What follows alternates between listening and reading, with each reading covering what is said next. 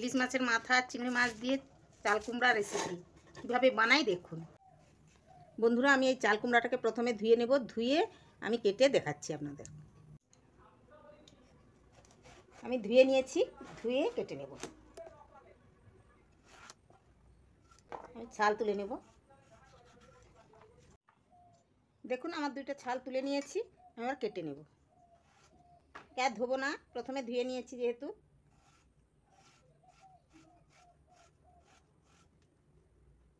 ঝিরিঝিরি করে কেটে নেব, ঝিরিঝিরি করে কেটে নেব। বন্ধুরা আমার সব কাটা হয়ে গিয়েছে। বন্ধুরা একটা ইলিশ মাছের মাথা আর কয়েকটা চিংড়ি মাছ আমি ভেজে নেব প্রথমে। চিংড়ি মাছটা আর ইলিশ মাছটা আমার ভাজা হয়ে গিয়েছে, আমি ওটা তুলে রেখে দেবো। ওই তেলে আর একটু তেল দিয়ে দেবো। 5 ফোঁটন ফোড়নে দিলাম, কয়েকটা কাঁচা লঙ্কা আর একটা বড় কাঁচা পেঁয়াজ আমি কুচিয়ে রেখেছি, সেটা দিয়ে দেবো। ভালো করে সুন্দর করে নেড়ে চেড়ে পেঁয়াজটা লাল লাল ভাজা হয়ে গেলে আমি এই কেটে রাখা চাল কুমড়োগুলো ওর সঙ্গে দিয়ে দেবো। তারপর ভালো করে নাড়াচাড়া করে হলুদ দেবো 1.5 চামচ মতো, পরিমাণ মতো লবণ দেবো।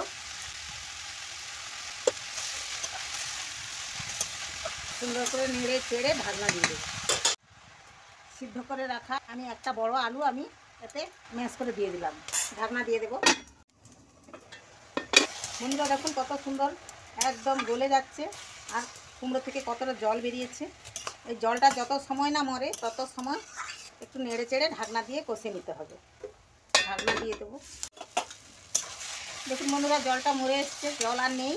আমি একটু চিনি দিয়ে দেবো, একটু জিরা বাটা দেবো, আর 2টো লাল শুকনো লঙ্কা বেটে নিয়েছি আমি দিয়ে দেবো। 1 বাটি 2 বাটি জল দিলাম। ভেজে রাখা চিংড়ি মাছ আর ইলিশ মাছের আধখানা মাথা আমি ওর মধ্যে দিয়ে দেবো। লবণটা ঠিক হচ্ছে কিনা দেখে নেব, ঠিকই আছে। ঢাকনা দিয়ে দেব। বন্ধুরা দেখুন কত সুন্দর হয়েছে, জলটাও মরে এসছে, কালারটাও কত সুন্দর হয়েছে দেখুন। বন্ধুরা আমার এই চাল কুমড়োর রেসিপিটা যদি আপনাদের ভালো লেগে থাকে প্লিজ লাইক কমেন্ট শেয়ার করবেন, আর আমার চ্যানেলে নতুন হয়ে থাকলে অতি অবশ্যই সাবস্ক্রাইব করতে ভুলবেন না বন্ধুরা। বন্ধুরা দেখুন জলটা একদম মরে গেছে, কত সুন্দর হয়ে গেছে। এতে আপনারা নারকেল কোড়াও দিতে পারেন। আমার নারকেলটা এই মুহূর্তে কোড়া নেই, নারকেলটা ছাড়ানোও নেই, তাই আমি এমনিই বানালাম।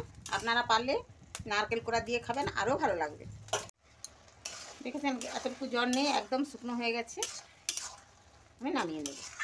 বন্ধুরা দেখুন আমি নামিয়ে নিয়েছি, কত সুন্দর হয়েছে। আপনারাও এরকমভাবে বানাবেন, দেখবেন খুব ভালো লাগবে, খেতেও খুব অসাধারণ লাগে। এই চাল কুমড়োর তরকারি দিয়ে 1 থালা ভাত অনায়াসেই খেয়ে নেওয়া যায়।